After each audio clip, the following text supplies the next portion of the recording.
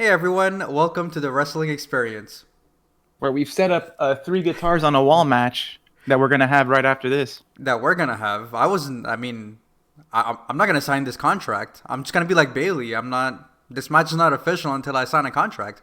I'll make you sign under duress, though. So yeah, deal with Damn, that. you got me there. Well, I'm Jazz. I'm Johnny.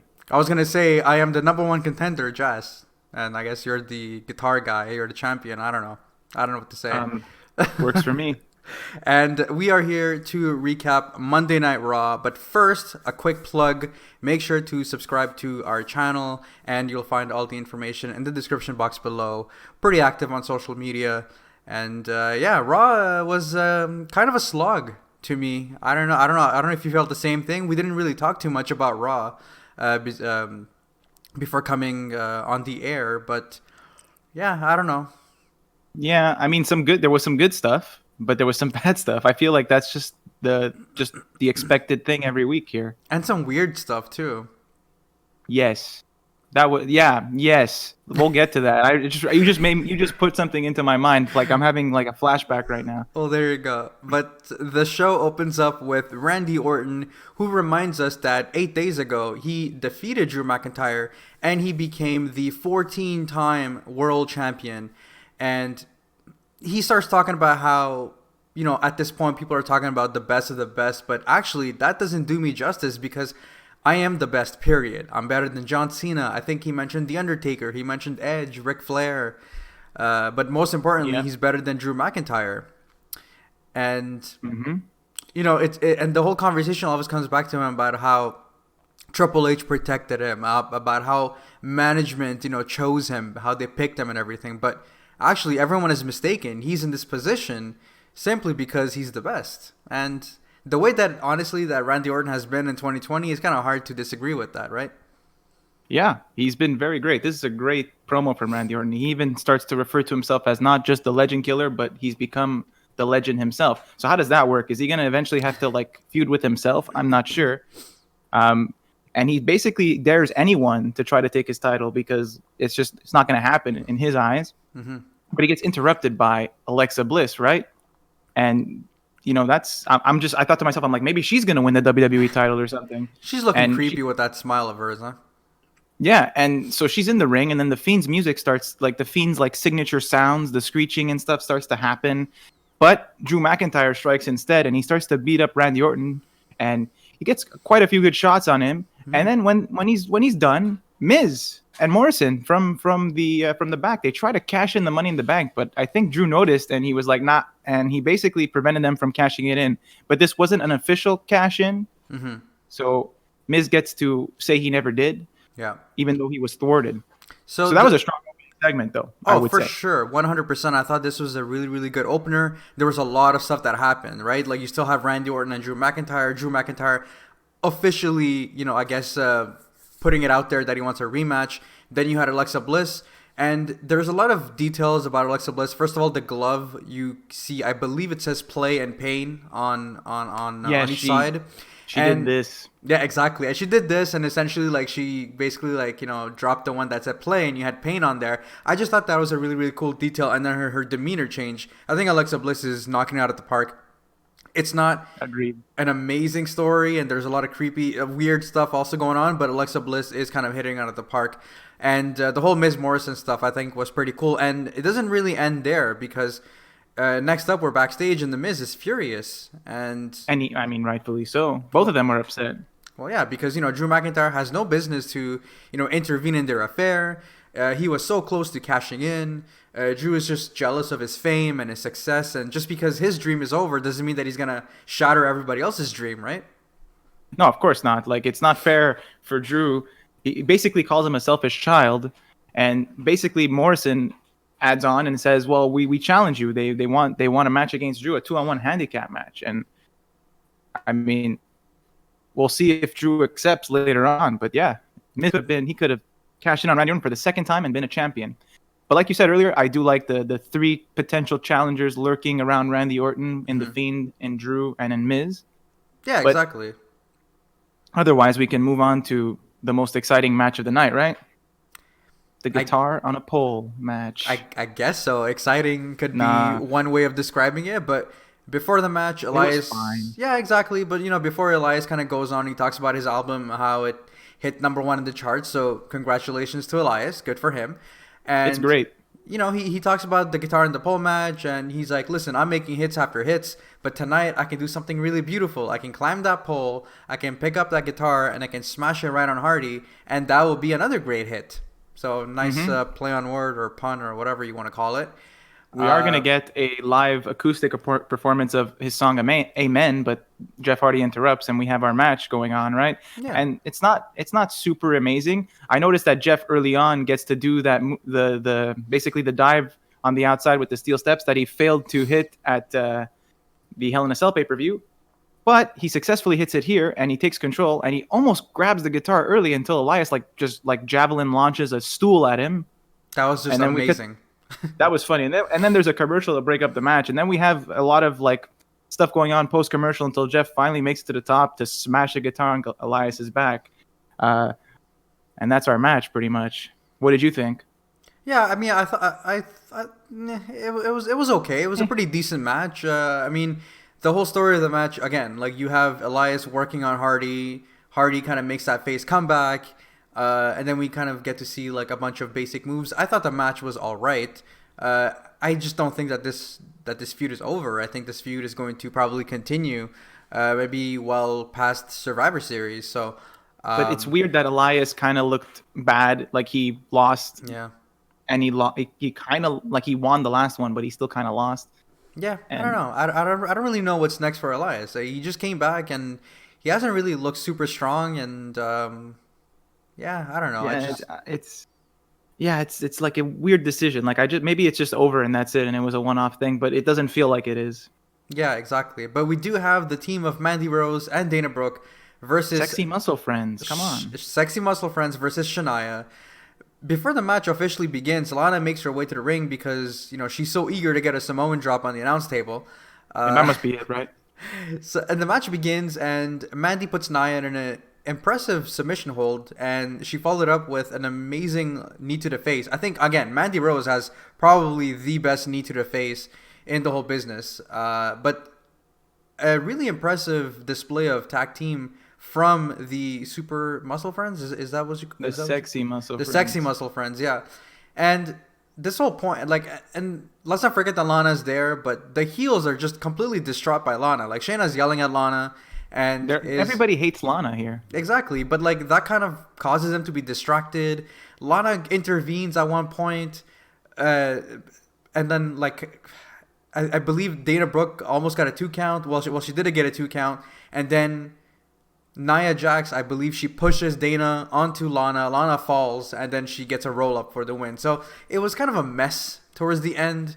Yeah, because it wasn't clear what Lana was trying to do. It's like as she Yeah. wanted to help the sexy muscle friends, but in her attempt to help them, the distraction made the ref miss out on a potential pinfall victory for them, and then that gave Nia the chance to win. Yeah. So that was kind of a bit of a mess. But the narrative is not over there's something more to come later on tonight actually regarding this storyline, but for now we got to move on. Yeah, so now we're gonna go to Randy Orton backstage. It's a pretty quick segment, but he's basically asked if it's going to be very difficult for him to hold on to his championship, and he talks about how he has to remind us that the hunter sometimes become the hunted. So Drew McIntyre needs a reminder in the form of an RKO. So short and sweet promo by Randy Orton.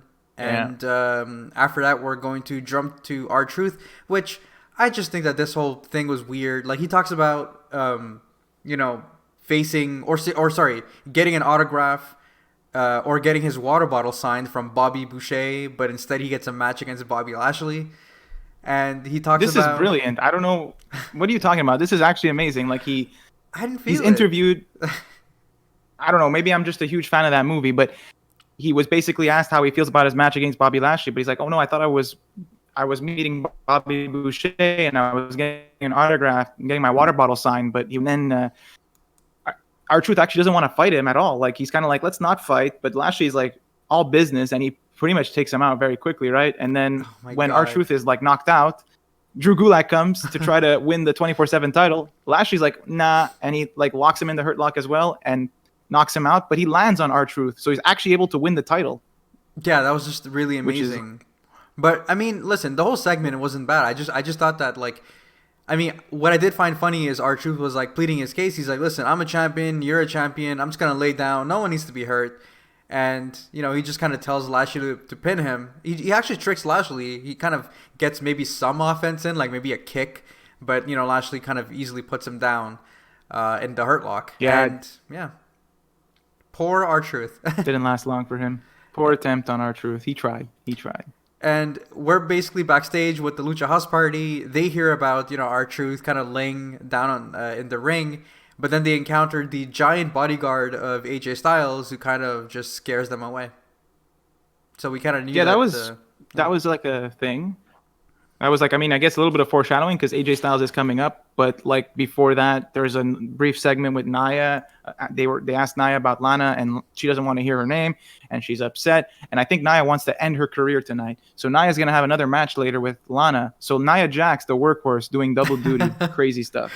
Oh my god, you love to see it. I love how you call it a workhorse. Now AJ Styles, he's out in the ring. He talks about Team SmackDown and their potential on their talent, right? Like Team SmackDown has Jey Uso and Kevin Owens. Just two guys. Yeah, two guys, I think. Exactly.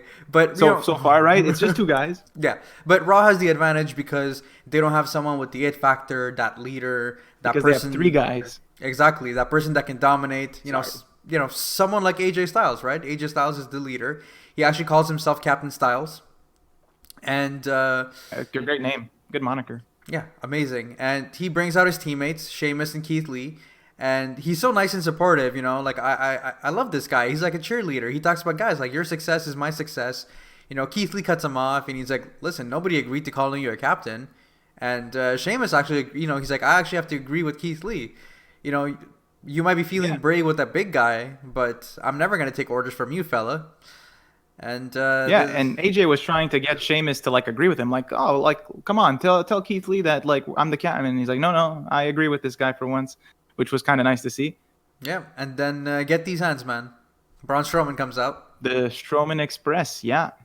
Apparently, he's very qualified to be in a Survivor Series match because he's like won all of the ones he's been in, according to him, which is probably true, and he has the most eliminations, which is probably true. Probably. But apparently, huge problem. Adam Pearce could not find someone to compete against Braun Strowman, therefore not being able to find him a qualifier match. So Braun Strowman is like perpetually stuck not being in the team because no one wants to face him. But our genius Captain Styles, Captain Phenomenal, has a great idea, right? He decides why not have a triple threat match, and if Strowman can beat Keith Lee or Sheamus or both of them in the triple threat match, he'll qualify. And Adam Pearce likes the idea, and he's like, if you guys have no objections, you can have a match right now. Yeah. Of course, Lee is like trash talking Strowman as well. He tells him off because he's not happy about their recent encounters. Sheamus cuts in too to say like, "What are you just been here for a couple of minutes? Like, what do you know?" And like, Sheamus is totally willing to take on Strowman, so they're both willing to take on Strowman, and it just all worked out, right? Yeah. So we get three big meaty men beating each other's meat, essentially. But it was a really hard hitting match, I have to say. Like. There was a lot of notable moments for me. One of them was, you know, Keith Lee hitting a moonsault on the outside. I thought that was pretty epic. There was also one where Keith Lee and Sheamus started working together for a split second, you know, hitting Braun Strowman with the steel steps, throwing him into the announce table.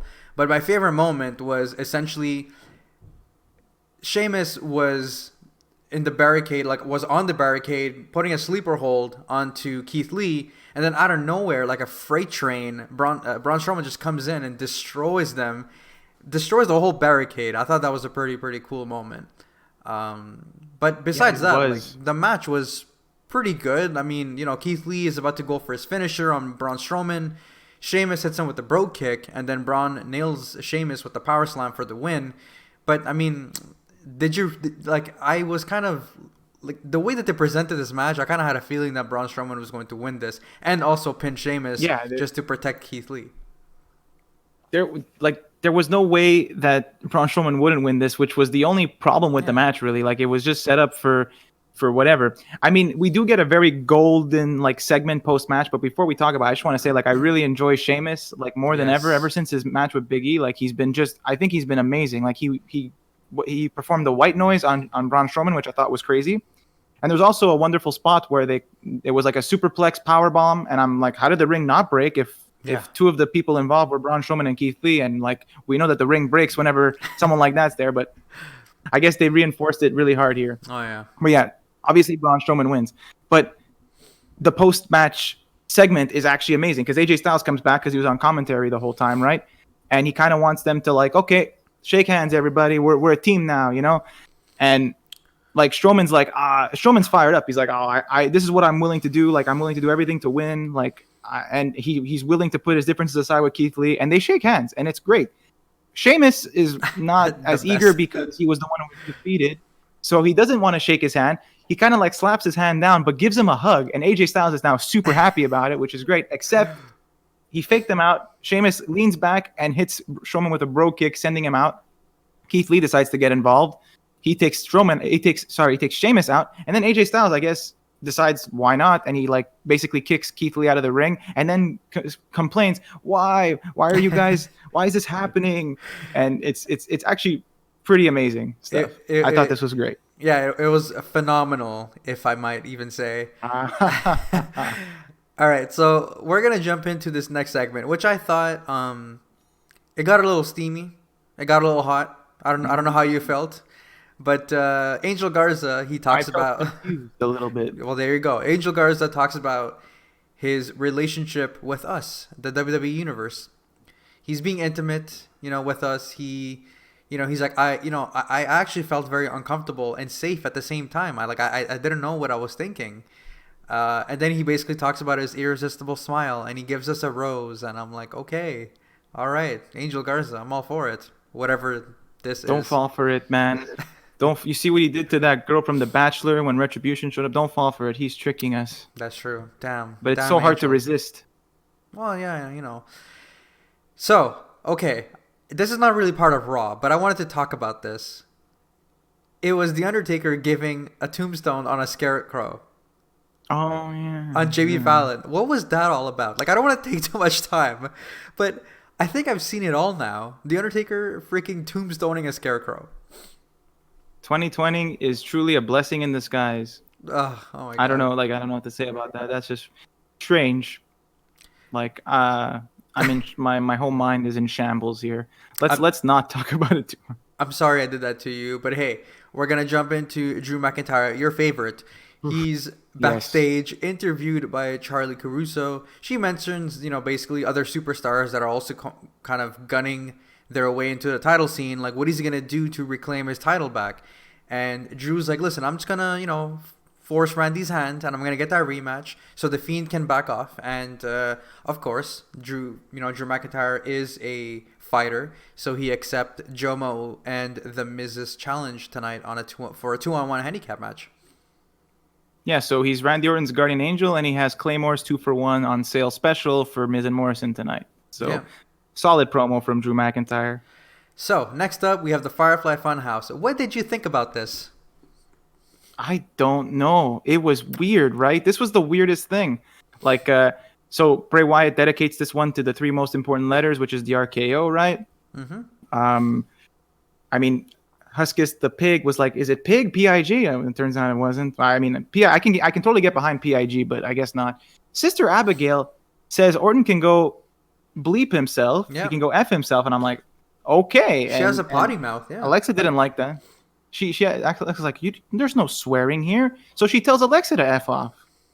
And I'm like, what? And then Bray Wyatt's having like PTSD about his past with Orton burning down the compound. Yeah. And then I don't know we get a shot of Alexa Bliss, and like weird bloody goop is coming out of her mouth, and I don't know what it is. And Wyatt's just like freaking out by this whole thing. This is what happened. I was kind of confused. What about you? Listen, I thought that this was probably one of the weirder, creepy, but not necessarily in a good way, creepy Firefly Funhouses. this whole red goop, the whole drooling of the red substance, I have no idea what this is all about. But clearly, Alexa seems to have some sort of powers. If she's able to like change her eyes, I'm sure she's able to do otherworldly things. I just don't know if I like this direction. Yeah, I mean, I guess we'll stay tuned and see what happens. We'll look at this with an open mind, I guess, right? Yeah, yeah, of course, of course. Now we are going to jump to Nia Jax versus Lana. This wasn't really much of a match, right? Like Mm, Nia Jax easily takes care of Lana.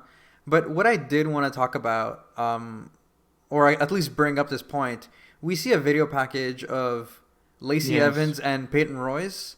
And man, I have to tell you that I love the singles push that Peyton Royce is getting. Yeah, me too. Me too. We lost the Iconics for this. I don't understand. It doesn't make sense to me. Yeah, I mean, Um, there's but yeah, nothing. that they're a team apparently. Yeah. There's nothing else to say.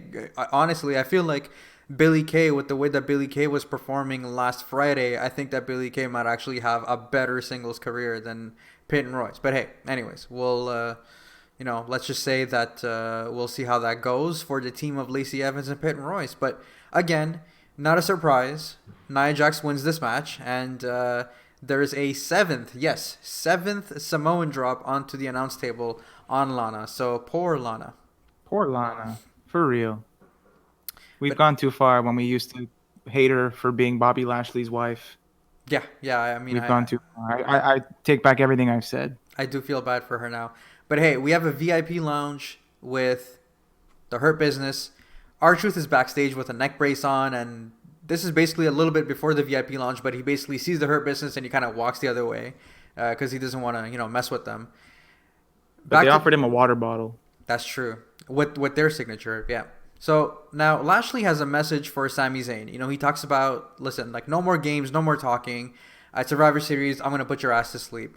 And MVP talks about how they've taken care of the retribution problem for the WWE, and now they're here to They collect their sure did. yeah, and now they're here to collect their payment. But we're actually gonna take the payment in the form of the Raw Tag Team Champions, and out come the New Day. And I don't know about you, but I honestly enjoyed the war of words between the New Day and the Hurt Business. Oh yeah, it was very entertaining. I think Woods was saying stuff like he used to stay up late to watch Bobby Lashley matches back in the day, and he would get in trouble. Yeah. Um, Kofi talks about how he's won more titles than any of them, but then MVP takes a shot at him losing to Lesnar in like 8 seconds, and he bets that Lashley could do it in a lot less. Yeah. And he rebuttals with, "I didn't know the Hurt Business would hurt my feelings too," which was, I thought, a little cute. Yeah. Yeah, it was pretty nice. Bro, you forgot Back and forth. you forgot the best What did I part. miss? He said according to Lana, that's about all the time Lashley can last for. Oh yes. You know what the worst part is? I was thinking about that as I said how I felt bad for Lana like literally less than a minute ago. So Okay. that's kind of in one Now, ear out the other. I'm sorry, I didn't mean to cut you off, but I had to mention that part. But yes, go on. No, no, absolutely. You had every right to.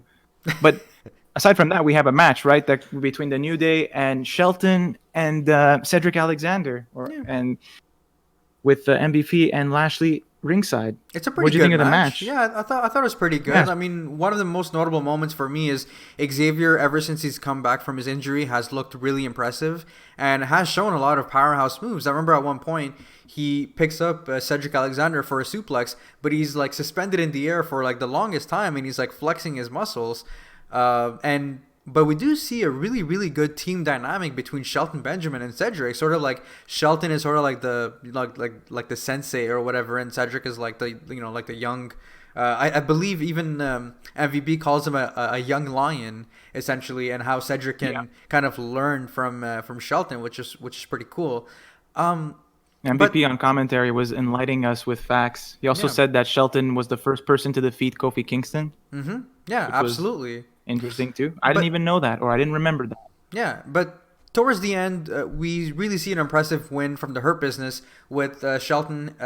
Sorry, not Shelton. Cedric Alexander hitting a neuralizer on Xavier Woods. So it seems that the Hurt Business have solidified themselves in the Raw Tag Team division, which includes two teams. Very interesting. Will they? Yeah, I mean, they were the first in line and they didn't even know it. Will they possibly change up the dynamic before Survivor Series and go to face the Street Profits? I don't think Ooh, so. no, I doubt no. it. I I mean, th- it's happened before where matches will be announced for Survivor Series and change due to a title change, but I don't think this one's going down. I yeah, think that like maybe it'll be a good feud for after. yeah, exactly. So now we're backstage with Nikki Cross. She encounters Alexa Bliss, and she kind of wants to know what's going on. And she's like, "Oh, well, actually, I know what it is. It's the Fiend, right?" And she doesn't recognize these. Wow. Yeah, and like she doesn't really, recognize the strong, independent woman she's known for the past year. And this woman wouldn't let the Fiend control her. And as she turns her around, we see Alexa Bliss in a trance with really creepy, fiendish like eyes. Right? That's it. Yeah, so Alexa Bliss has special contact powers, and yeah, Nikki Cross is quite the detective, able to pick up on the fact that Alexa Bliss is being influenced by the Fiend. Yeah. So, okay, next. Oh my God. We have Ricochet versus Tucker. Tucker is now wearing pants. He looks a little different. Tucker looks like a jobber. He He looks does. I he didn't want to be mean. I didn't want to say it, but you said it. So, yeah, he That's the looked like a first thing I wrote jobber. down. I'm like, what? Why is he wearing sweatpants that are too big for him? Yeah, yeah. But okay. But essentially, listen, Ali comes out. He kind of goes on top of the announce table. He's watching the match. Ricochet is working on Tucker, and then not even a minute in, he hits the recoil for the win. So, Well, really sucks he for looked like a Tucker. jobber and then he performed like a jobber. Yeah, essentially. Then Ali gets in the ring and Retribution come out. They throw Ricochet out of the ring and then they start beating down on Tucker, which, by the way, on Raw Talk, Ali said that he beat down on Tucker for what he did to Otis. Because remember Yeah, the which makes SmackDown? total sense. I figured that like they're punishing Tucker for betraying his friend. Like I feel like that's like a very Retribution thing. So I was totally game with that. They even Yeah. got rid of Ricochet to beat on Tucker, but then Ricochet came in to, I'm not sure why, to I guess protect or save Tucker, but then he got destroyed too. And then Ali was saying something like "No sin is forgiven until it's punished." Yeah, exactly. So it seems that Retribution has a new target after getting their ass kicked by the Hurt Business, and it seems that that target is Ricochet. So poor Ricochet, man. Like first he gets his ass kicked by, I know. like the Hurt They're Business. like, well, they're smart though because Ricochet clearly could not deal with the Hurt Business, and neither could Retribution. So now they're just gonna pick on Ricochet. It's poor guy, yeah, poor guy. He exactly. should join the Hurt Business now. Yeah. Now's his chance. So before we go to our main event, I thought this was pretty cool because I thought that Sheamus was a heel, but all of a sudden, Drew McIntyre is walking backstage and he encounters Sheamus, and Sheamus asked him to join, Team Raw and lead them all the The way. League of Nations. Yeah, and Drew is like, listen, I'm kind of busy with Randy Orton. I'm focusing on Randy Orton, so I can't right now. But Sheamus is like, listen, if you change your mind, let me know, fella, because it'll be nice for us to kind of, team up once again. So Sheamus was so nice. Like, he wasn't mean or whatever. Like, is this like a sort of like a face Maybe turn? because they have a Celtic bond. Maybe Sheamus Yeah. is turning face. Sheamus is a fine face. I mean, like he's great at it, but I'm not sure exactly. I feel like he can get away with being a bit playing both sides. Or Yeah. maybe I mean, who would want to mess with Drew McIntyre anyway? Like I mean, Yeah. especially after what we see him do in the main event. Yeah, I was just about to say, So- like, during the main event. So let's just jump in right to the last segment. We have Drew McIntyre Segue. versus Miz and Morrison. Yes, you are a very smart guy. And at one point, we see vintage Sheamus chest punches. So basically, Drew McIntyre has Jomo on the top rope, and he's kind of hitting him with like vintage, Sheamus chest punches, and then he lunges him with a German suplex from the top rope, which looked pretty good. And I have to say that Drew McIntyre, it was all Drew McIntyre during this match. Like he kind of just easily threw them around. He like leveled them. And when Drew McIntyre was down, is because the Miz kind of was aiming at his knees, and he kind of just took him out like that. He took his legs, he took his legs from under him. So, but besides that, like I thought that this handicap match was really, really good, really entertaining. But it showed how freaking fierce Drew McIntyre is.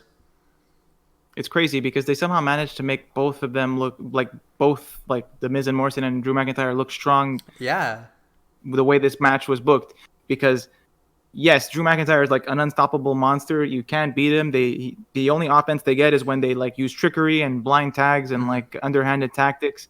But he's always able to overcome it. He kicks out at one a lot, which is always, I really enjoy when Drew McIntyre does that, like that random kick out at one midway through the match.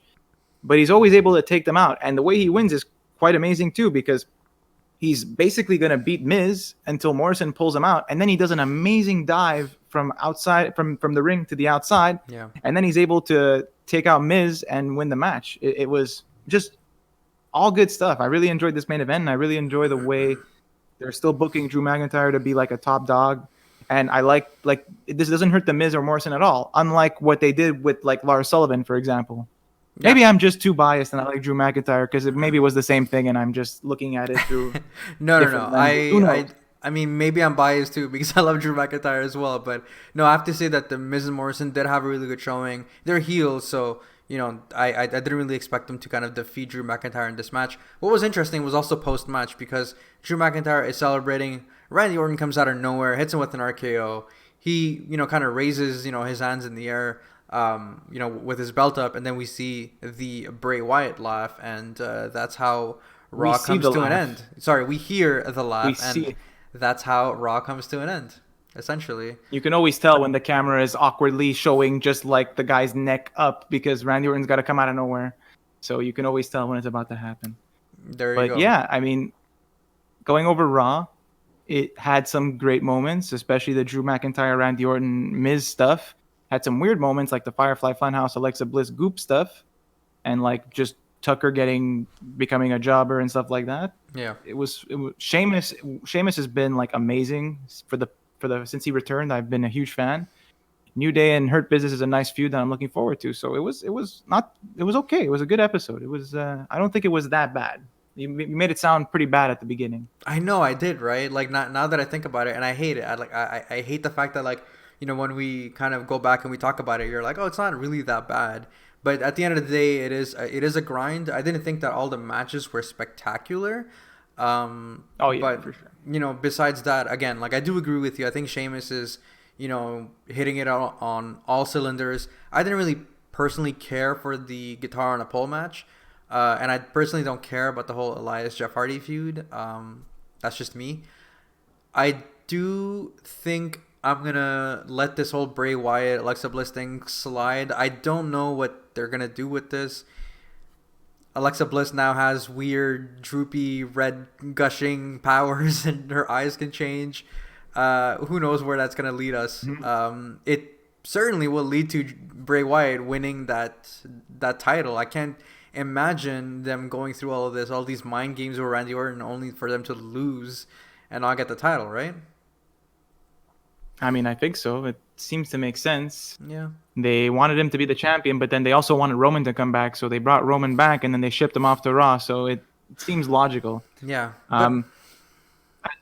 Yeah, so as you were saying before, though, there were a few segments that were just I did not care for. Like, you could shave off the Jeff Hardy guitar on a pole match. You can shave off the Sexy Muscle Friends tag match and just have Nia beat Lana. And you could probably get this to be a 2-hour episode, and it's good content. And instead, we have a 3-hour episode with a lot of Listen, man, you're gonna get used to these 3 hours episodes because I don't think they're gonna go back to 2 ever. No, that's like admitting defeat. So it'll never happen. Yeah, it is what it is. But hey, that was our recap for Monday Night Raw. It seems that Survivor Series is, shaping up to be a really, really interesting pay-per-view. As you mentioned, there might be some title changes here and there. Maybe they want to protect someone or whatever. But I am enjoying the makeup of the whole Team Raw versus Team SmackDown for the men's side. Especially, I think already when you have Keith Lee, Sheamus, and Braun Strowman on one side, that's a very, very good team. So that's it for Monday Night Raw. For me, I guess I would give it a 7. I guess in closing, I don't know if you have a grade for it. We always give it a 7. Let's just keep giving 7s. 7 is just lucky number 7. All right. So this 7 on 10 podcast is giving a 7 on to Monday Night Raw. How about that? Wow. Well, at least we're on the same level. I mean, I didn't want to give us a 10 and then not kind of improve on this. I want to give us a 7 so we stay humble, right? And then we just kind of go from there. Yeah. It's better to over-deliver, undersell, over-deliver, Yes, exactly. All right, guys. We appreciate the support, and we're going to see you guys in the next one for our SmackDown recap. So I was wondering when I saw that Undertaker tombstone a scarecrow and step on a pumpkin. If I were to step on a pumpkin, would I be able to crush it the same way he did? Because it didn't look like that was realistic at all. But I've never tried to step on a pumpkin. Have you? No, I didn't. And I never thought to myself, like, me as a normal human being am going to dress myself as The Undertaker and tombstone a freaking scarecrow. But then again, that happened in 2020. Yeah, but I'm not talking about that part. Like, I'm just talking about the part where have you ever stepped on a pumpkin? You don't have to dress up like The Undertaker. You just got to see if you can Why would you crush a step pumpkin. on? I don't think I could do it. Why would you do that? Like, I don't Well, that's understand. another reason. Why would I do that? I don't know.